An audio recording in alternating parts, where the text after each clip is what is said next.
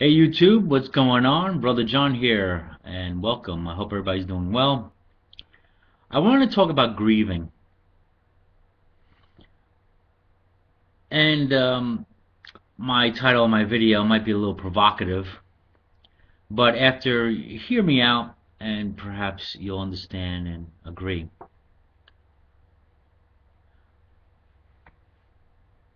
Whether we want to admit it or not, let's just face the facts and let's really be real here, okay?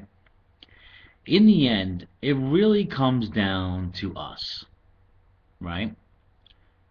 We are selfish, self-centered, and that's not necessarily a bad thing, right?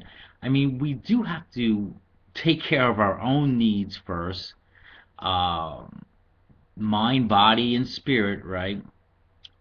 To be able to even be of any good to our family, friends, and the community and the world.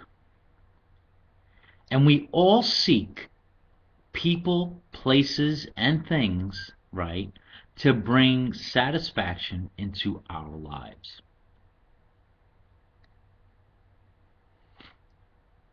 Now, I've lost many of dear people in my life. For some, I've grieved heavily. Others, not so much. But I grieved before me. I grieved for me.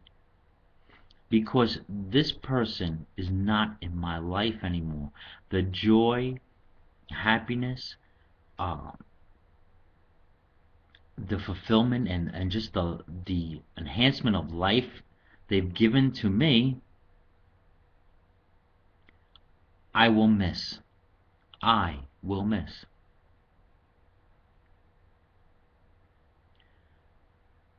So in that way, we grieve. Yes, we grieve for us. Maybe you've heard that already before. But ultimately, it is about a selfish act.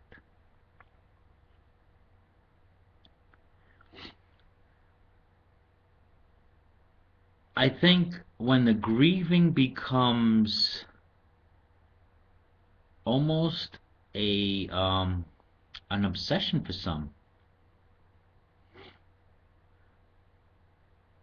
they spend for some spend a lot of their life of grieving someone, and they can't get past it.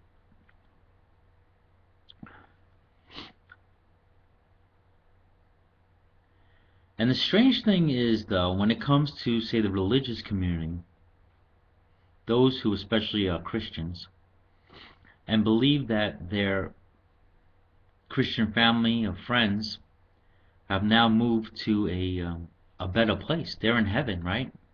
They are supposed to be in the arms of God, complete bliss, no pain, no agony.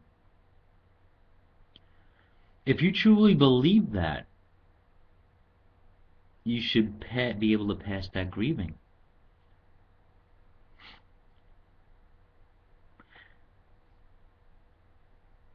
It should answer all the questions of why for you.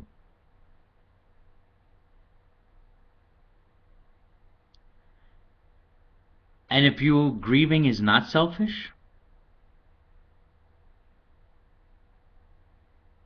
if you want to say that, then ultimately you should be happy there somewhere else, in a better place. No more pain, no more stress, no, I don't have to deal with this crazy world.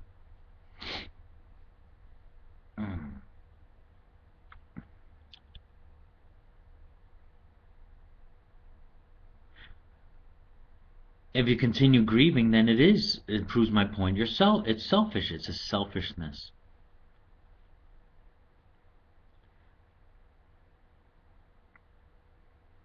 There's no doubt. I think, I've lost my dad and I lost my first wife, and um, as they say, time heals all wounds. You don't ultimately get healed of it all, but over time, the pain should be less and less. You should be able to come and have peace with your grief.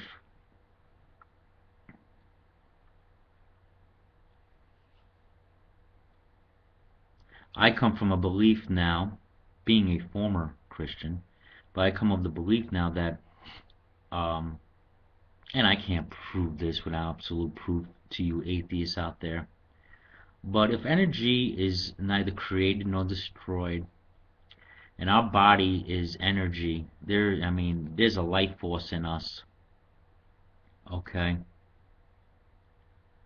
I believe there's just cycles of life. And my consciousness of really who I am, my spirit, my force, my life force, energy, whatever you want to call it, and everyone else's, I believe continues on. Where? I don't know. How that all pans out? I don't know. Um, but I'm going for me. I'm going to try to live the best life possible. I'm going to try to be loving and forgiving and merciful as much as I can. Um, in the hopes that, yeah, if the afterlife has something to do, if you have to, I don't know, reincarnate or go to another planet or whatnot, right, to improve upon your life that you had here, or pay for the sins of whatever. I don't know how it all pans out, but I think it would be in our best interest to be the best we can be, right? To be the most loving we can be. Sure, we would all like to think that we will meet everybody that we've missed and lost in this life. We would like to think that somehow, I think that we would, man, I'm right, that's what I think we would like to be with those people for an eternity, right?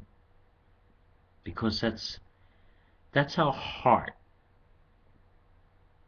That's the love we have. That those good feelings, the joy of having them in our lives, we want that to last forever. Because, yes, we are selfish, self-centered.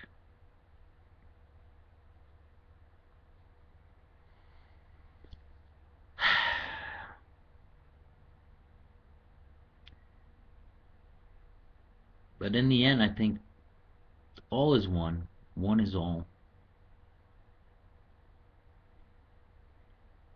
And no matter what period of life we're in, period of history, we are all connected in one way or another, good and bad.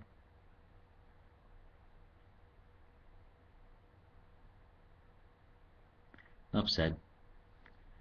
Namaste.